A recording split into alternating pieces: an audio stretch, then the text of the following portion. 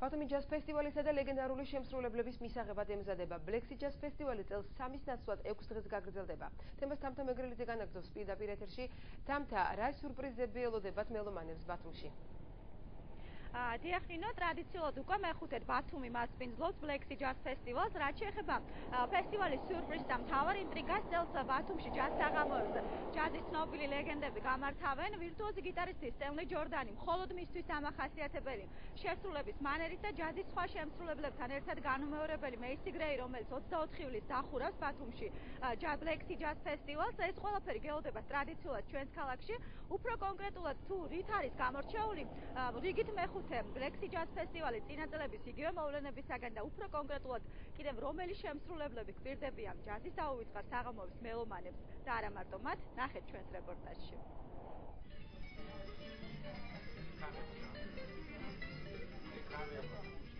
ლეგენდარული სტენლი ჯორდანი წელს ბათუმში ჯაზ ფესტივალის განსაკუთრებულ სტუმრებს შორისაა. ვირტუოზი გიტარისტი ტრიოსთან ერთად 23 ივლისს პიაცას მოედანზე დაუკრავს.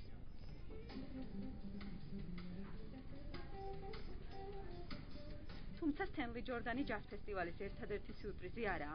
ლეგენდარულმა ჯგუფმა Yellow Jacketsმა მსოფლიო ტურნეს ერთ-ერთ ნაწილად სწორედ ბათუმის ფესტივალი აირჩია. ჯაზ ფესტივალზე გამოსვლელებს შორისაა London Community Gospel-ის 30 კაციანი ჯგუფიც. ჯაზ ფესტივალის ტრადიციული ორგანიზატორი Eastern Promotion-ია, რომლებიც 2011 წლის სეზონს ყველაზე გრანდიოზულს უწოდებენ.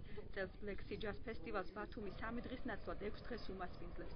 ფესტივალისთვის კი ქალაქის სხვადასხვა წერტილებში 4 სცენა გაიმართება. ბევრად გრანდიოზულია ვიდრე შაშანდელი ფესტივალი, იმიტომ რომ მისი დღეების რიცხვი გაიზარდა 3-დან 6 დღემდე, შემდეგ ერთი სცენის მაგივრად 4 სცენა სხვადასხვა წერტილებში, 6 ჯგუფის მაგივრად 21 ჯგუფია და მუსიკოსების რაოდენობა არის 150-მდე და მთლიანობაში ამ 6 დღის განმავლობაში დილის 11 საათიდან ღამის 2 საათამდე იქნება მუსიკა, კონცერტები, სხვადასხვა შემსრულებლების. უცხოელ შემსრულებლებთან ერთად Black Jazz ფესტივალის სცენას ქართულ ჯაზ შემსრულებლებს დაუთმობს. ფესტივალზე წელს უკვე მეორედ ბექა გოჩიაშვილი დაუკრავს. 19 და 21 ივლისს ბათუმის ახალ ბულვარში ჯაზის მოყვარულებისთვის თბილისი ბიგ ბენდი და მაია ბარათაშვილი დაუკრავს.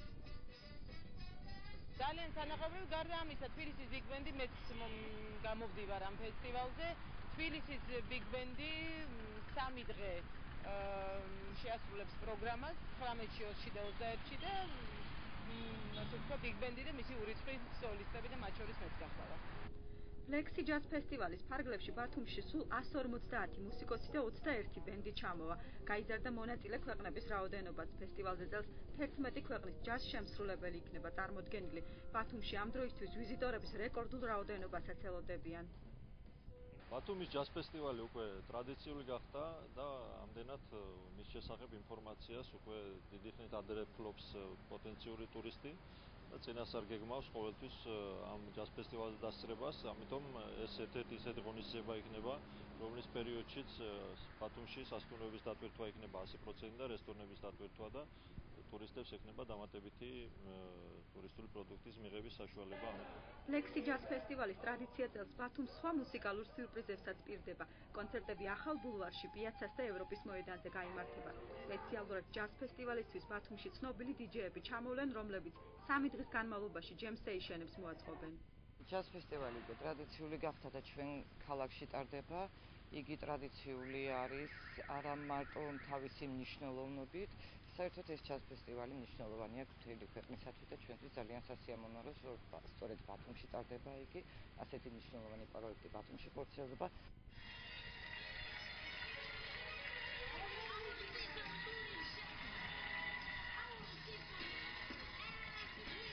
ორი გრემისა და MTV-ს 2 მუსიკალური ჯილდოს მფლობელი მეისი გრეი 24 ივლისს ბათუმში Black Jazz ფესტივალს დახურავს.